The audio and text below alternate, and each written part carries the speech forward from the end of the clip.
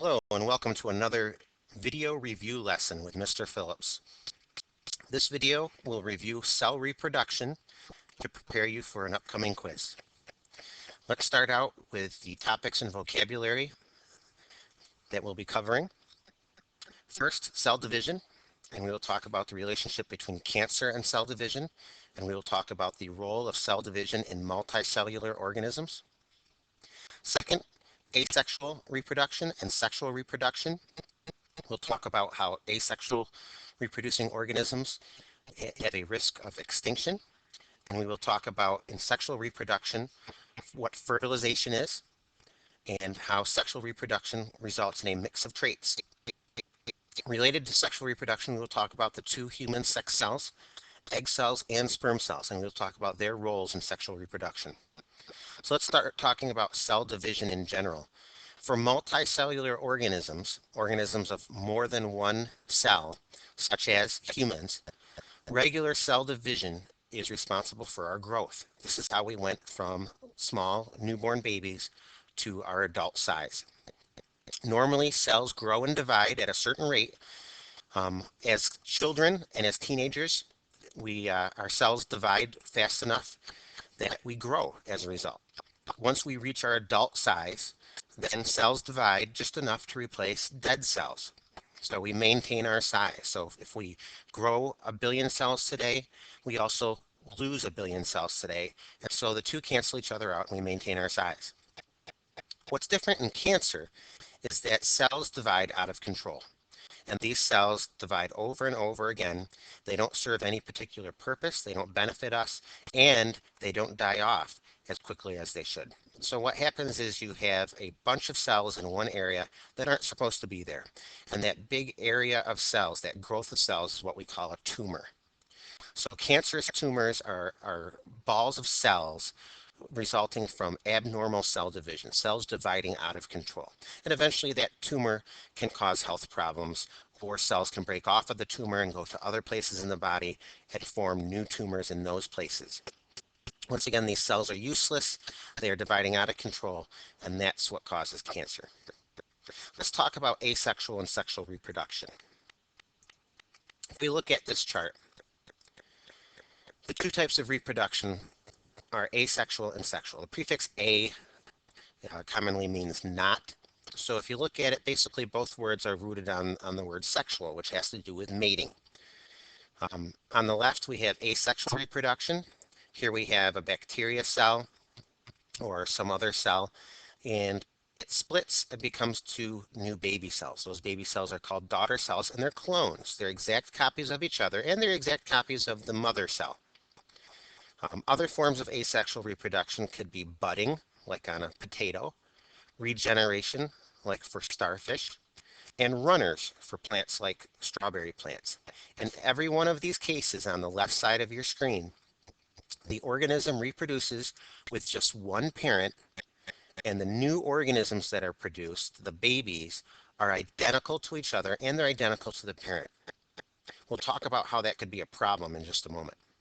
Now, if you look at the right side of our screen for sexual reproduction involves two parents, a mom and a dad, and usually results in few offspring, sometimes as few as one.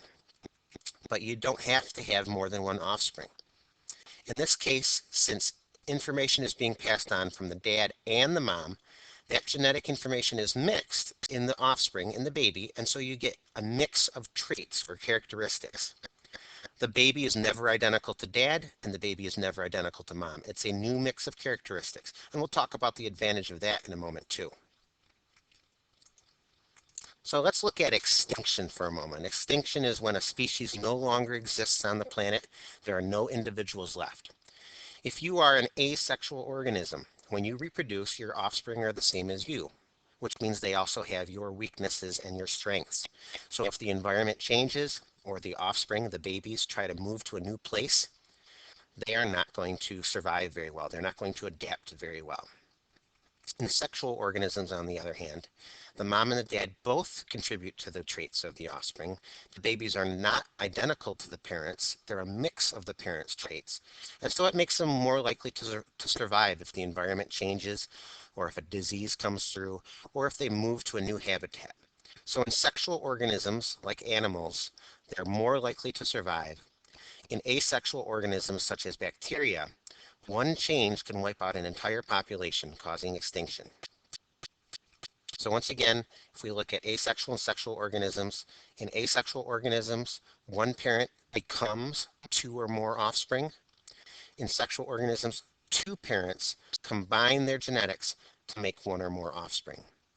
In asexual, you're making clones. In sexual reproduction, you're making new organisms with new traits. Now let's talk about the cells that are involved in sexual reproduction. Egg cells and sperm cells. What do they have in common? Well, in humans, they only have 23 chromosomes, whereas normal cells have 46. Egg cells are made by females, sperm cells are made by males. In both cases, the cells only have one job, and that is reproduction. They don't help in the health of the organism in any other way. Egg cells are made in female humans before they're even born. Sperm cells are made by male humans once they reach puberty. Egg cells are very large cells, while sperm cells are very small cells. Another thing they have in common is when they meet, this is called fertilization. This is when the first human cell forms.